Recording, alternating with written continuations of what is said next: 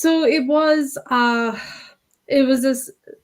slow process. So when I hit that rock bottom, I was still working for the employer where I was working in an office 5 days a week. And on top of that, even in my social life, I was masking. So I was part of a musical theatre group, and I, was performing and practicing with them every week. I was like, 20, 30 odd people, and I was putting on this persona to try and fit in with their norms, speaking a way they talked, trying to, I guess, mirror neurotypical action things. And so not only was I masking at work, I was also masking outside of work. And it was all too much, and it wasn't sustainable. So when I hit that rock bottom and I realized I was going to have to start unmasking and learning to live my life sustainably, I didn't want to start her off at work. It seemed like too big a risk. It was my livelihood. I was scared about opening up and asking for adjustments because I'd already done so and I'd been turned down. So I first looked out at my social life first. And then not too long after that, we hit the coronavirus pandemic. And then we were forced to move everything online. And then that kind of showed me I was remote working. And all of a sudden, I felt like this weight had been lifted from my shoulders because I was in an environment I could control.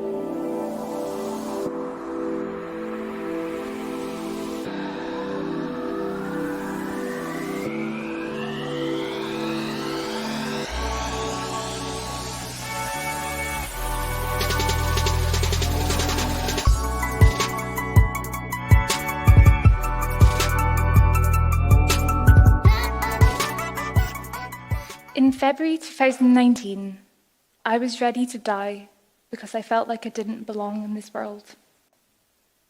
I was taken into hospital and the doctor asked me about my life. Do you have a job? Yes. Are you in debt? No. What's your living situation like? I own my own home with my husband. And how's that relationship? Good. He's great. My whole family are great. He looked puzzled. I'm struggling to understand what's the matter, he said. It sounds like you've got a good life and good people in it.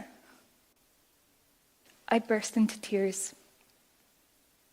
I had achieved everything I was told I'd not be capable of achieving because of my disability, and I still didn't feel good enough. I'm living a lie, I explained. I'm autistic and exhausted from pretending I'm not. I was the girl in school that spent her breaks hiding in the toilets because I was bullied so badly for being different. It got to the point where I was scared to go outside by myself. But because I was quiet and well-behaved, teachers wouldn't intervene.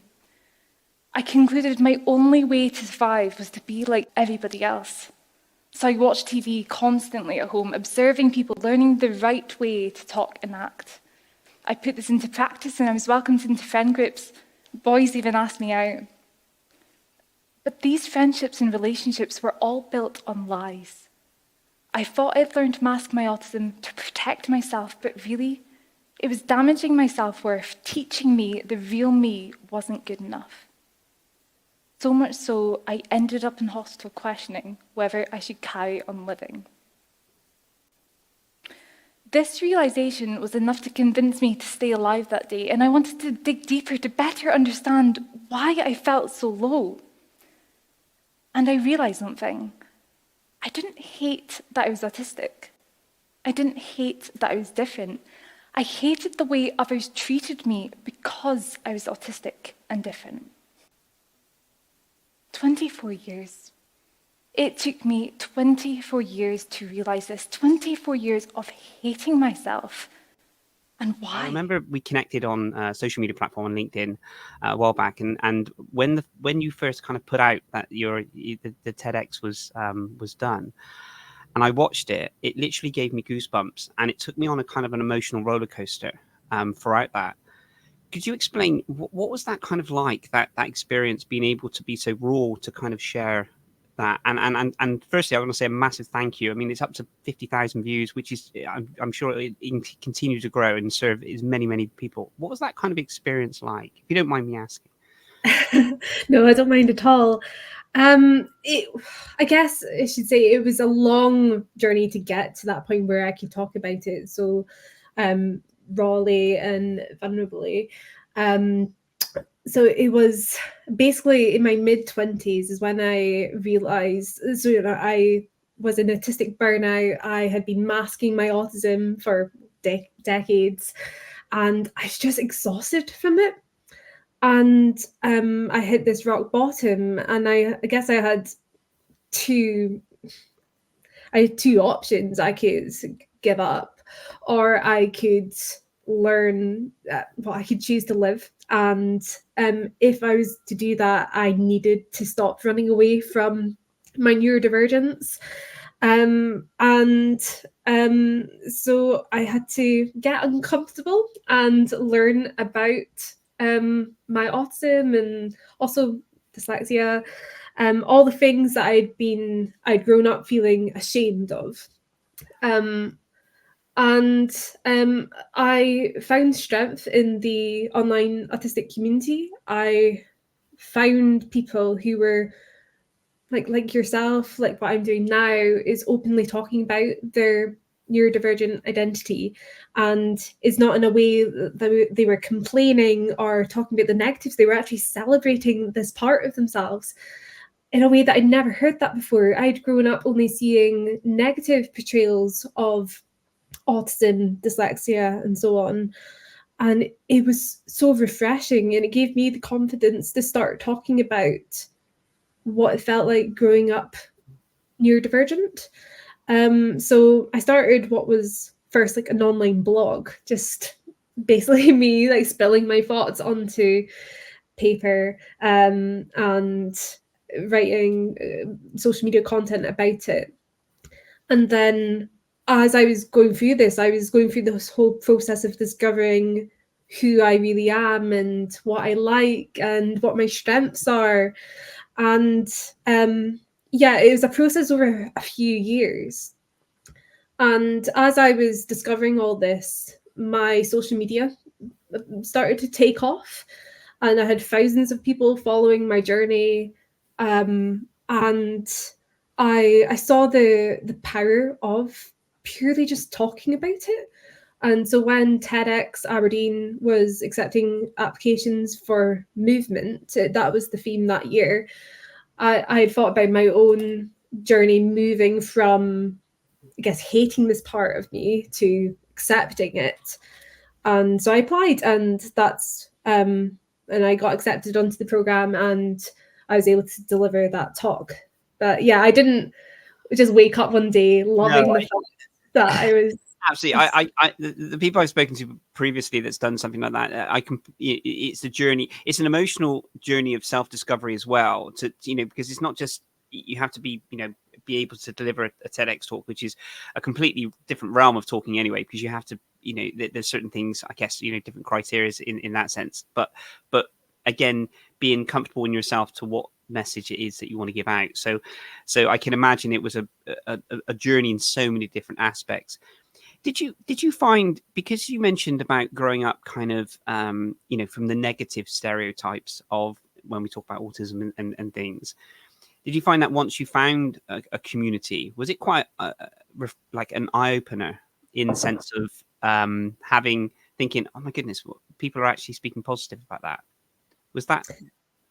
Totally. So actually, so if we go back to when my neurodivergence was first identified, the doctor that identified my autism actually convinced my parents not to get me formally diagnosed.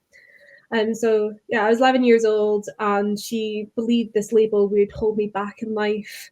And she went on to explain that society tends to pigeonhole people with such labels, and she thought this would limit my potential. And my parents were obviously talking to a healthcare professional. This was their profession, is to give advice about things like this.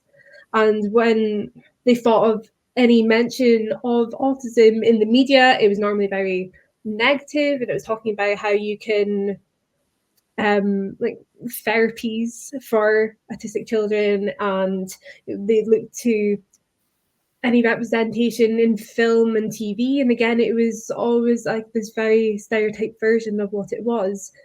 So they were thinking, well, I guess that's going to be best. And so they didn't get me formally diagnosed at that point. And then when I finally got a formal diagnosis, when I was 18, and I learned that this is what a doctor had advised my parents not to get me formally diagnosed, and it had been a secret for years. I felt so this must be something really shameful about myself, and something that I shouldn't embrace and celebrate. And so when I discovered people online talking about how like the strengths that came from being autistic and neurodivergent, it was almost earth-shattering. It was like everything that I thought was true. There was another side to that, and there was other views and opinions, and like finding the social model of disability as well. That really, there was a shift in perspective there. So yeah, it was amazing finding people who now share my view of what autism and neurodiversity is. Thank you so much for sharing that, Katie. How do you think society accepts people with autism? Do you think we've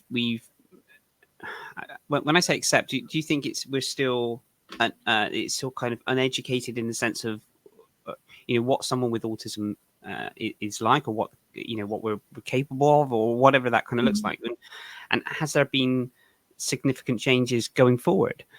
I mean, what would your kind of thoughts about society with that? I mean, if you're being told not to get formally diagnosed so that it wouldn't dampen your career growth or professionalism or anything else like that, society plays a part in that side of it from what we think someone should be like. Yes, so yeah, I've definitely seen a change for the better, but we do still have a long way to go. I remember when I first got a job, I didn't disclose my autism and dyslexia at first, because I was scared. I was scared of being discriminated against, of people treating me badly. Early on in my career, I hadn't maybe developed the social skills that I have now, and because I'd grown up being different, I didn't have a lot of friends growing up, and so I didn't really know how to talk to people, and I struggled to recognize sarcasm, tone of voice, and all this stuff. So when I was first entering the workplace, it was very obvious that I was different to your typical person, and I was bullied in workplaces, and that's a really sad reality, and people still come up against that now, because there still isn't that understanding there. But what I will say is, when I tried to advocate for myself earlier on in my career, and I asked for some adjustments, and they were just point blank refused, just because there wasn't that level of understanding. They couldn't see. So basically, I was feeling very overwhelmed from traveling at rush hour in commuting to the office, and I looked at my job at the time, and I was like, there's actually no need for me to be in 9 to 5. I could start at 10 and leave at 6, and that means I would not have to face all the crowds and everything. And I came to my manager about that, and I think they just couldn't comprehend why that would make a difference. They couldn't relate to my differences. So it was just, no, you can't do that. We don't do that for anyone. Why should we do that for you? No. And then in contrast, when I was employed last year by my last employers, and I asked for some adjustments, and one of that was the ability to remote work, because there was no need for me to be in an office for that role. They worked with me on that, and they allowed me to work from home. So I have seen there has been positive changes towards acceptance, but I do also still come across people where I'll say, oh, I'm autistic, and they don't know what to say. So they'll often just say phrases I guess they grew up with, and they'll be like, "Oh, you don't look it," thinking that's a compliment. And it's just like, it's about, oh, it's okay. It's okay for me to look autistic. It's okay for me to be autistic. It's not a negative thing. And I guess it's about giving people the tools and the understanding so they can navigate these conversations. Absolutely. I think when someone says, that, oh, you don't look autistic, or you sound autistic, or you don't sound dyslexic, it's almost like we're saying it's okay. It's okay. Yeah. Even though you are autistic, it's okay because you don't look like it. Like there has to be a certain type of someone looking a certain way to be, to act in that way. It was it's incredible that you mentioned about the work adjustments, and I've worked with many, like yourself, you work with many different organizations in some different countries as well, and it's even in the year that we're in now, there are still some very big companies doing some incredible work, and some very big companies still at that remote working side of it. And you mentioned about the commute, because what I guess people don't really understand, and I know you know this better than anyone, but that commute could really throw off the entire rest of the day. So the productivity of that they would actually want from someone who works in an organization, you're in a situation where you've been hit with the noise, hit with the rush hour, maybe you've had to change tubes or trains, or there's traffic. It's all of these different things. So when you actually do get into the workplace, you're, I guess, so exhausted that you just think to yourself, well, I just need to kind of just be. But as soon as you walk into that workplace, you're expected to just perform. And I think that's the most, I guess that's the trickiest part. I know I've experienced that in the past as well. Mm-hmm. Yeah, totally. You mentioned about I know in your in your TED talk you mentioned about sound, and I love the fact that you did the visual side of it, of having the sound and then putting the headphones on, because that from a dyslexic in the visual side of it, that just instantly connects me, and I feel emotionally connected to that environment that you've created. How important? How do you manage situations where you maybe get overwhelmed with noise? Do you how are you kind of being kinder to yourself to try and, I guess, manage those environments? Yeah. Are you just talking about just day to day or workplace specific, or? Yeah, so I'll give you an example on mine. So I always carry around my AirPods, and I literally live by them. They're literally on me all the time. So when I've done something, if I'm in an event or in a very noisy place, I will need to retreat, pop them in, and then I play classical music. So I have different music for different scenarios of how I feel. So if I'm working on a certain topic or project, I will have this one song. I won't say what song it is, but I'll play the same song and I'll keep it on a loop, and I could listen to that same song for over an hour, and as I'm working, and it will just continuously play. 2 minutes and 36 seconds it will play, repeat, and go on again, and I could listen to the same song for over an hour if I'm working on a certain topic. If I'm doing if I need to relax and kind of center myself, I'll listen to classical music without any voices, any lyrics. And if I'm doing more upbeat, then it will be the classical music with with the lyrics in that size. And I know you mentioned about how acute you are to listening to sounds as well, listening to certain music, and almost taking out each instrument. Yes. Can you tell us a little bit about that? Yeah. So one of the biggest misconceptions is some people assume that so autistic people, that they are slower at processing things is because they process at a slower rate, whereas a lot of people process too much all at once. So like when I was in the office, I was processing all the background noise of, the paper rustling, pen scratching, clocks ticking, people breathing, all the while trying to concentrate on my work. A neurotypical brain typically can tune out those fine details automatically, whereas mine doesn't. And yeah, I'm similar to you. I have noise cancelling headphones that I pretty much have with me at all times. And so if I'm concentrating on work, for example, I will typically put on some like even white noise, because with my because I used to perform with music. When I'm listening to even classical music, I just love hearing all the layers, and that can sometimes distract me a little bit because I get too involved in the music when I should be concentrating. So even just like, you know, Spotify has loads of playlists and you've got like white noise, that can be helpful. But you know, when I'm just even going about like walking around, say in the city centre, and there's just a lot, you know, I'm processing all the different noises around me and also smells, and just there's a lot. So putting on some music can help me. It makes it less intense. Yeah, no, absolutely. I always remember. So I put my.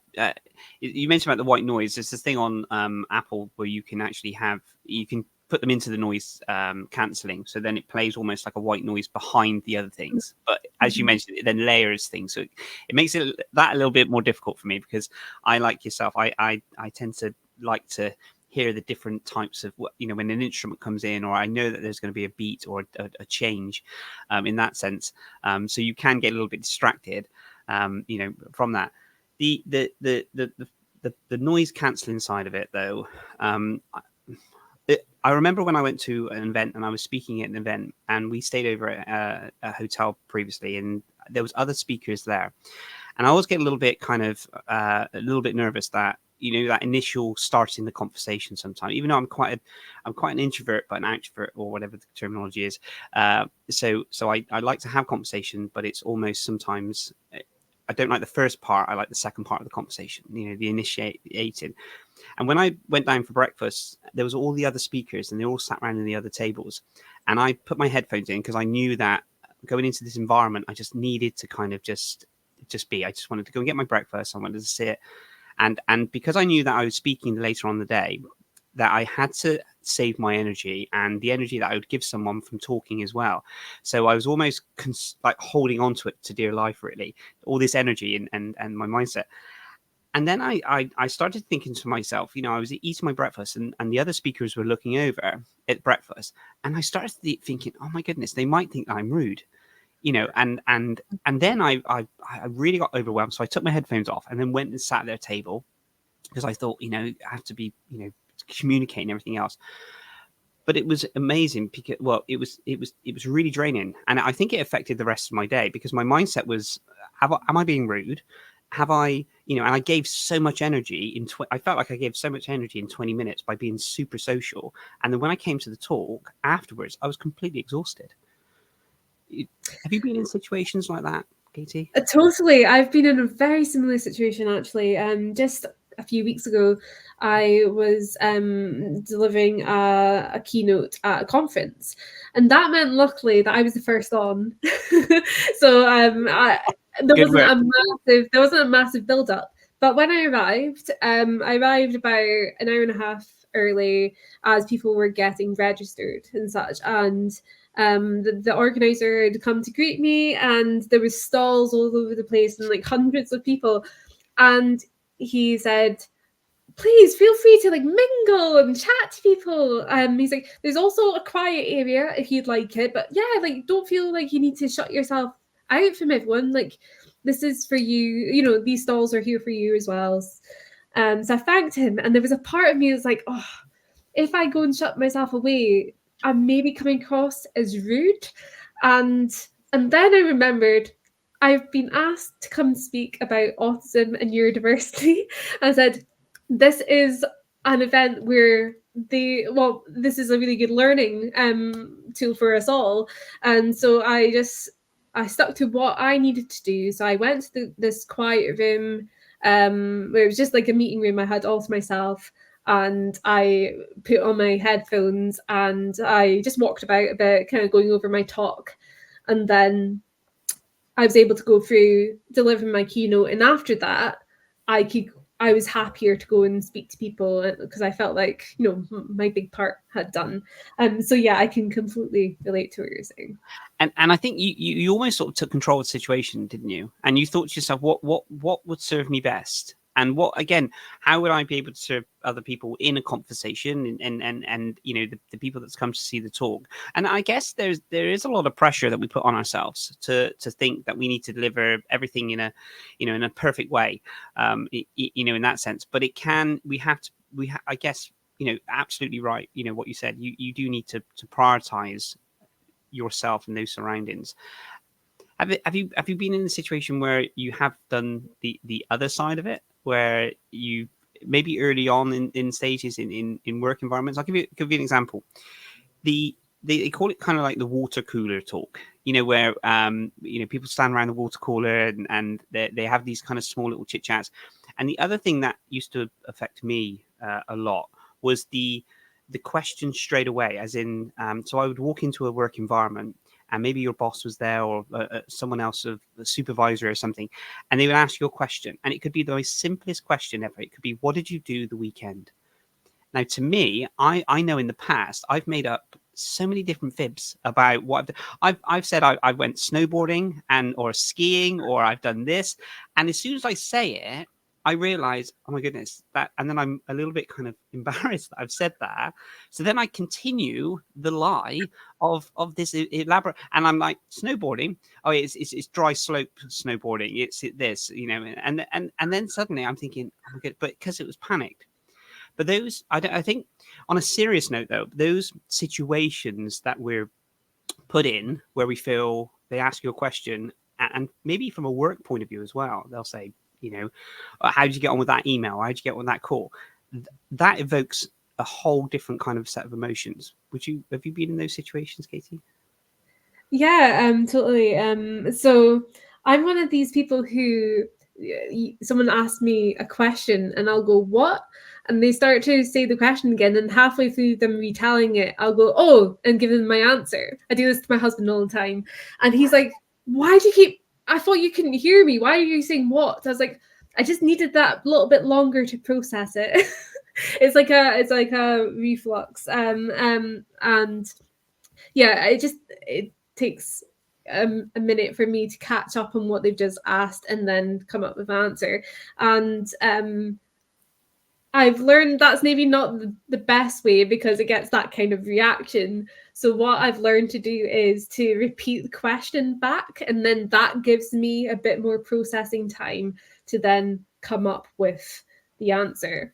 But yes, I think it can be very difficult. I think with the way the world has changed as well, where things are a lot more instant and people, you know, instant messaging, they're expecting a response straight away. In my last employed role, we were all remote and we were always just talking on instant messenger. And if you didn't reply even within a minute, you were kind of almost pulled up on it. It's like, oh, we need to work quickly.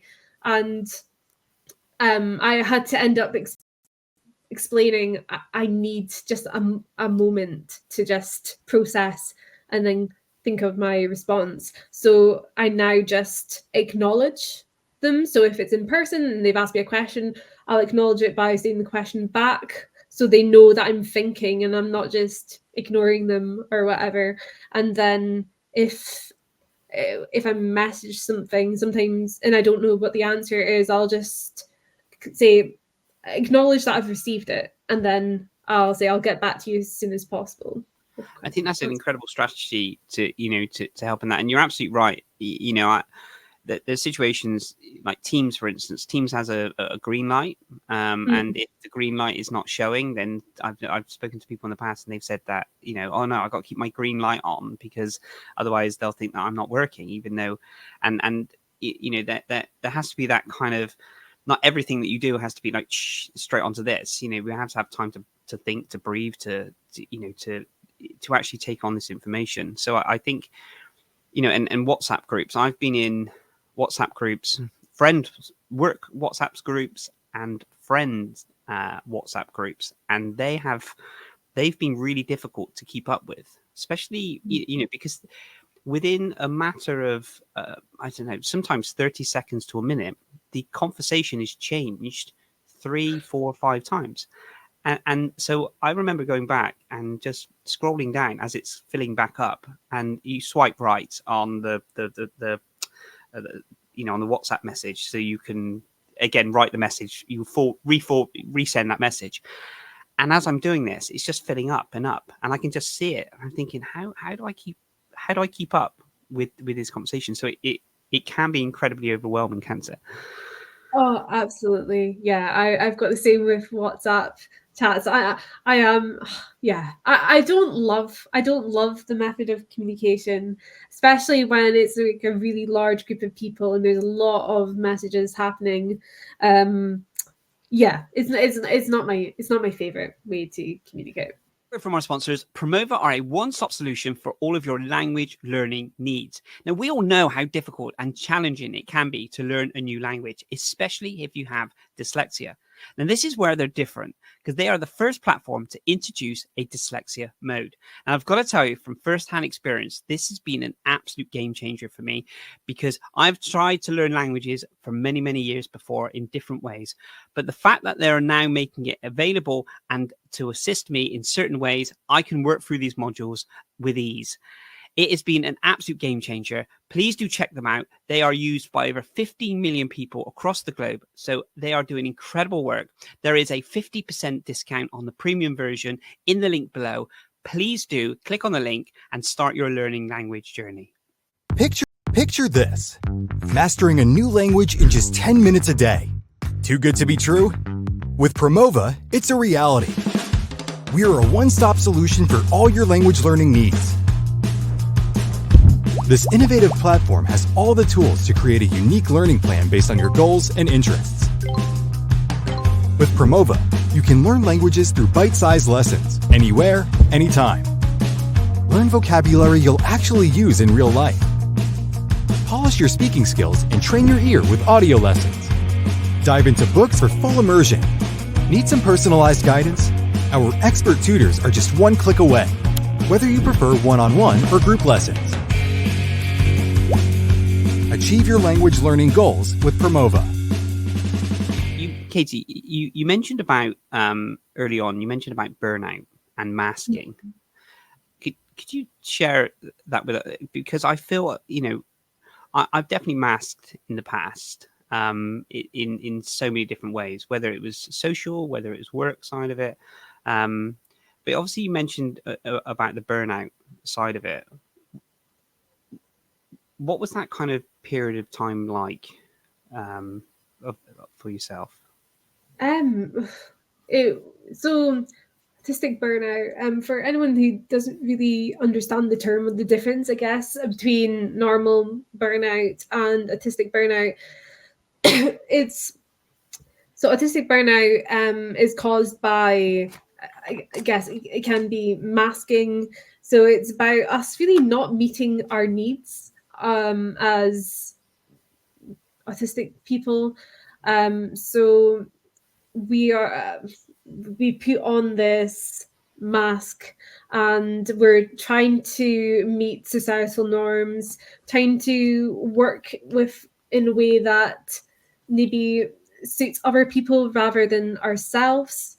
So for me, when I used to work in an office, so when I experienced that autistic burnout before I hit that rock bottom, I was working in an office 5 days a week, and I was sitting in this shared space where there was a lot of activity. There was this bright fluorescent lighting, which really, it gave me a headache. It was so, I perceived it as so bright.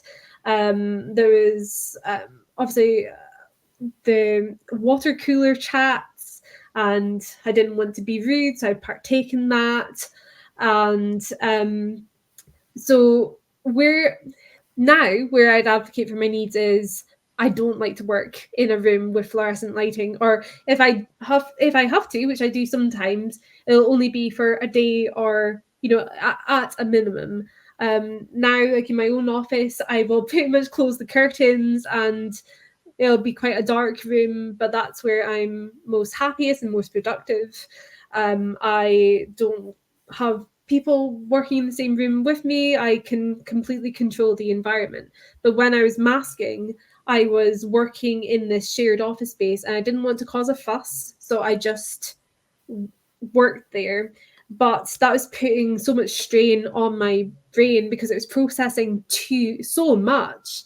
And yeah, it was just like doing that day in, day out is utterly exhausting. So eventually, I'd come home at night and I'd be absolutely exhausted. I couldn't do my hobbies and interests because I was just drained from all that extra energy I was putting in to, I guess, masking. And yeah, like all I can describe it is just exhausting and it's not sustainable. So you went through, thank you for sharing that, Katie. So you went through that, and then it was kind of then understanding, how to kind of recover from that. Was that working somewhere else, or was that understanding those things, like you said, the fluorescent lighting, the noise, all the other bits and pieces? Did that then go into a change of job, a change of career, or was it? Yes. What was kind of the process look like from that? Yeah, so it was a slow process. So when I hit that rock bottom, I was still working for the employer where I was working in an office 5 days a week, and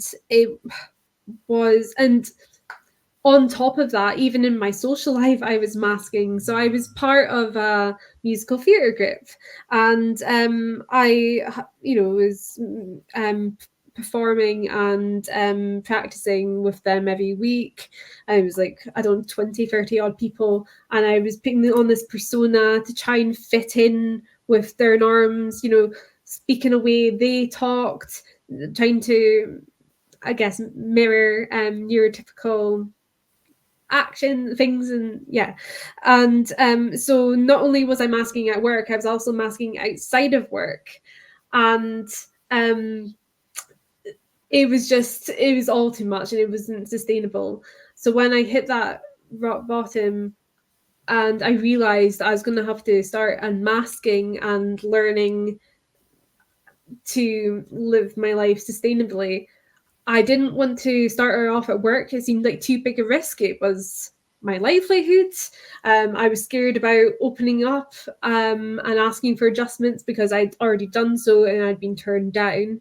So I first looked out at my social life first. And then not too long after that, we hit the coronavirus pandemic. And then we were forced to move everything online. And then that kind of showed me what I was remote working. And all of a sudden, I felt like this weight had been lifted from my shoulders because I was in an environment I could control. So I understand like the coronavirus pandemic was difficult for a lot of people, but personally, it showed me this alternative way of working, and it worked really well for me. And during the pandemic, I moved to a different role where I could work remotely full time even after the pandemic was over. So yes, I first started with my social life first before looking into my professional life, and it just all sort of worked out. It's an incredible journey, and I think if we look back around kind of when the pandemic happened, if we were to sit down with our organization and say, actually, I now want to start remote working, I mean, like I said, I always try and think of something good. I completely understand how it affected people on a global scale, and I understand that, and it's affected so many different people. And I always try and find something good out of something. I guess that's just a positive mentality of the way that I see the world. But I think that the fact that remote working is now a thing, as in we can discuss it and people know what it is, it does open up the chain of conversation to see if an organization is more happy to consider it. I think if we would have went back, say 3 years ago or 4 years ago and said to an organization, I like the job. I'll work 5 days, but 3 of them I want to be at home. I think it would have been a lot. I'm not saying it's easy now, but I think it would have been a lot more of a difficult conversation to have throughout that. Yes, totally. And one thing I should note as well, I keep talking about remote working and it is wonderful, but now so I'm self-employed and I'm a trainer and a speaker. So I often go out and work in environments that I don't have control over. But I guess having those months, years of remote working, it gave me that confidence for advocating for myself and for also learning what works for me. So yeah, we can absolutely have a mix. And I guess it's just about, instead of trying to get everyone to fit this mold that we had done for many, many decades, it's about looking at each individual and seeing what their preferences and needs are. And it's not just neurodivergent people that can benefit from like remote working, hybrid working. I think like everyone can. Everyone's got their own preferences. My husband, he isn't neurodivergent, but he likes having working from home days because he has no distractions. And you know what, like when you're in an office and you want to catch up with, people in your team, and you go to grab a coffee and then half an hour later you finally get back to your desk, and then once you're at home you can properly shut out and focus. So I think it's not just looking at us as having like special needs.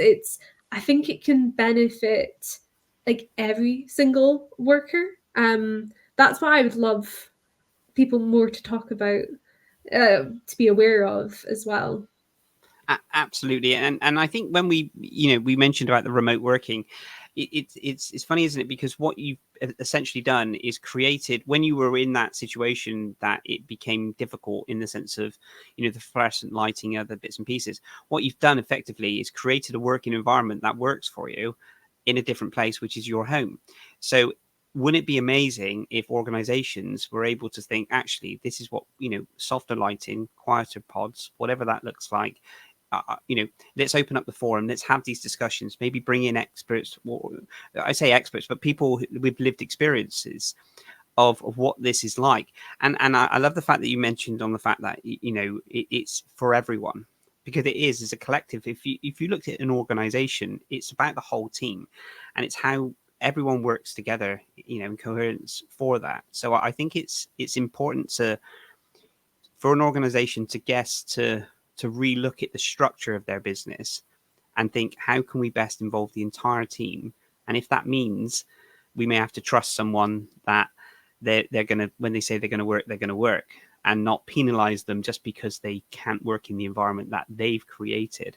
So I implore this massively as well, that it needs to be a topic of the conversation. It needs to be something that they go back and look at the structure of their organization in their handbooks, whatever this looks like. And I think it also needs to be is a point of conversation of when you're looking to hire someone into the organization. You look back many years ago, they would frown if you needed certain had certain responsibilities at home, or if you had certain things that you had to leave work earlier to do the school run or other bits and pieces, even though 9 times out of 10 people who left earlier would continue to work throughout the night in fear of not missing that 45 minutes or something, so they end up working 2-3 hours extra every day anyway. So I think it's as a whole, I think an organization that is being negative in the sense that we're not changing, that is the way, with the way that staff turnover is at the moment, and people, the long-term longevity of someone staying in an organization now is different to what it was 30 years ago. Someone would join an organization, stay in that organization, retire and leave. That's not the case now. We do have many options. Yourself, successfully setting up your own businesses, working for yourself, going for an organization, there's more choice in this. And I think if organizations want to play a part in the next 5-10 years of people like yourself and people, that are coming through, I think change definitely needs to happen. That's just my view. And I completely agree with it as well. Yeah, totally. So you are the founder of Autistic Flair. Could you tell us a little bit about that? Yes. So Autistic Flair started as this. Well, really, it started as a blog. It's where I started a website and Instagram page somewhere I could explore my autistic identity and talk about my experiences growing up autistic and neurodivergent. And it was through that so the social media started to take off. And I was listening to others' experiences and stories. And it wasn't just people that looked like me, it was people of all walks of life. It ranged from teenagers to pensioners, unemployed folks and professionals, people all across the world. And it showed me the true diversity of autism and neurodiversity. But we all seem to have one commonality, and that was barriers to education, employment, and happiness. And the barrier, it wasn't autism or neurodiversity, it was a lot of the time like societal attitudes and misconceptions. And I thought about what shapes those attitudes and misconceptions. And I thought a lot of it comes down to language. The words and the phrases we use can either, well, it can shape perceptions, reinforce stigma, and reinforce stereotypes, or it can promote awareness and understanding.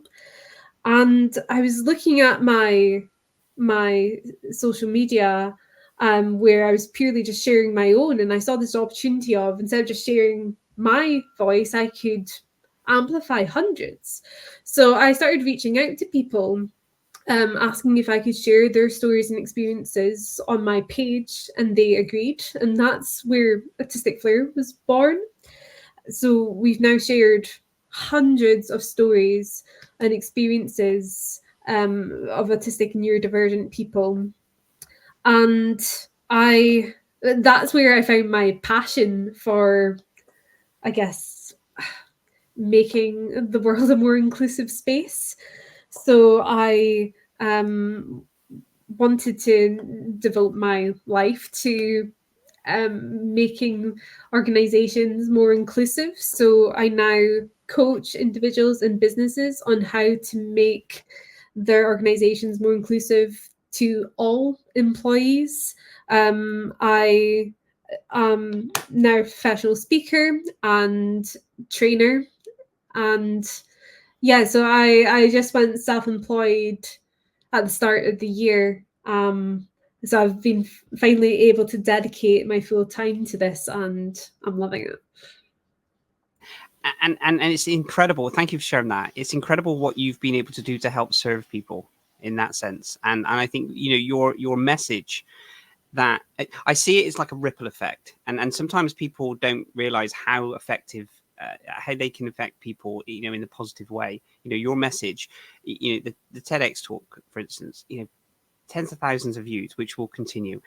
That will then ripple to so many different people. And I think you won't underestimate how many people of lives that you will change and help, because not every single one will reach out to you. And I think that having a mission and a goal for that, to think to myself, you know, humbly, I'm going to serve my community and help as many people is incredible. And I think, you know, absolutely kudos to yourself. You know, we definitely need more Katie Forbes to be able to, you know, to do this. Oh, thank you for that. And thank you for having this podcast. I think it's wonderful. It's very similar. I feel like we maybe have some similar goals there. You're wanting to help share other ideas and experiences. And I don't know about you, but I just love talking to new people, because I'm still discovering new things and learning. And you know, maybe 5 years down the line, I'll have maybe a slightly different opinion to some things, and I welcome it. I find this kind of selfishly for me is like I learn so much. I literally just, if I could come onto these things and just not talk and just absorb everyone's but I selfishly I think what an incredible humble opportunity I have for people to share their stories and their knowledge to me. So this, when we set up these stories, it was purely like over to you. It was kind of like educate me and educate other people, inspire me, take me on an emotional roller coaster, whatever it is. And I think it's truly wonderful what you've done, Katie, it's just to give someone a voice. And I think we've spent so long not having a voice in society, maybe in the workplace, maybe in friend groups, maybe in whatever, or families, or whatever that kind of looks like. And then suddenly it's like, actually, that person gets me. And then you could then say, okay, I'll, edge out slightly, I'll share this and then share this. And then suddenly you just flower. And it just, you're able to kind of really be your true self. And I think that's, it is a wonderful opportunity to be a part of that.